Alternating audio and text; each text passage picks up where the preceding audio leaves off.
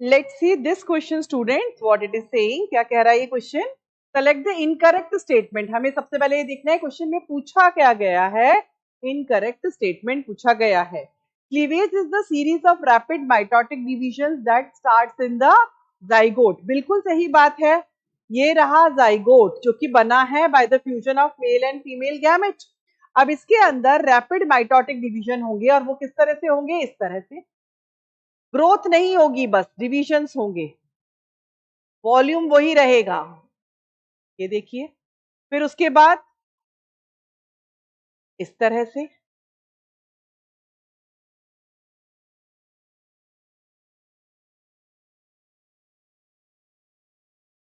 Sales बनते जाएंगे और इन सेल्स को हम क्या बोलेंगे?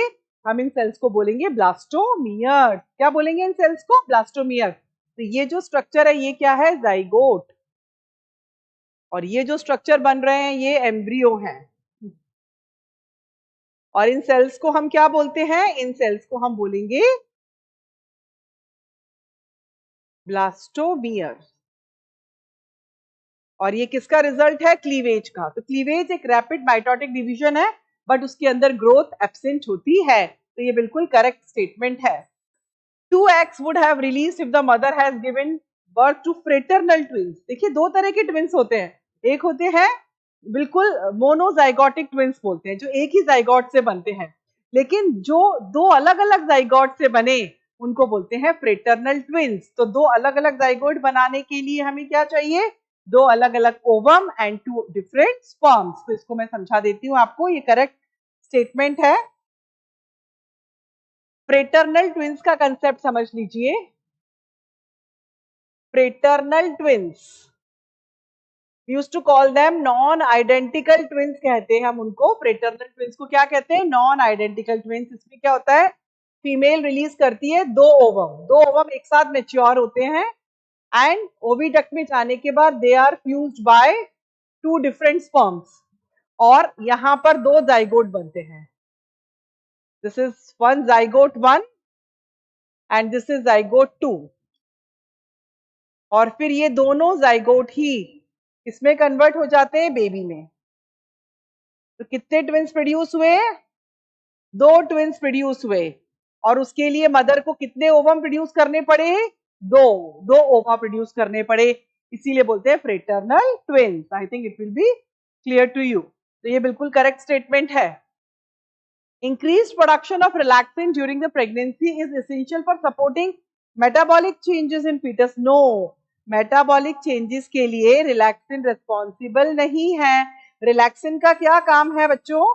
relaxin जो हार्मोन होता है वो एक्ट करता है secreted by corpus luteum of ovary. Parturition के समय ये रिलीज होता है कॉर्पस ल्यूटियम के द्वारा और ये एक्ट करता है प्यूबिक सिम्फाइसिस पर जो कि फाइब्रस कार्टिलेज का बना है.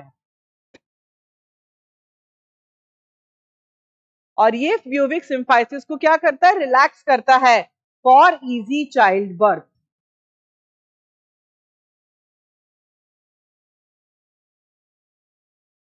तो मेटाबॉलिज्म के अंदर इसका कोई रोल नहीं है. प्यूबिक सिम्फाइसिस फाइब्रस कार्टिलेज का बना हुआ स्ट्रक्चर है जो कि पेल्विक गर्डल के जो 2 पेल्विक गर्डल हैं उनके बीच में प्रेजेंट होता है. गॉट इट और नॉट? 2 कॉक्सल बोन के बीच में प्रेजेंट होता है.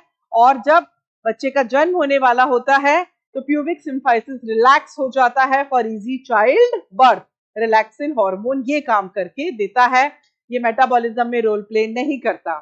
Stem cells of inner cell mass have the potency to give rise to all tissues and organs. Actually क्या है? इसको देखने के लिए हमें ये स्ट्रक्चर इधर समझना होगा कि जब भी ब्लास्टुला का फॉर्मेशन होता है उस दौरान जो बाहर वाले सेल्स होते हैं बच्चों, we used to call them trophoblast और ट्रोफोएक्टोडर्म. ये बाहर वाले सेल्स हैं. we used to call them trophoblast.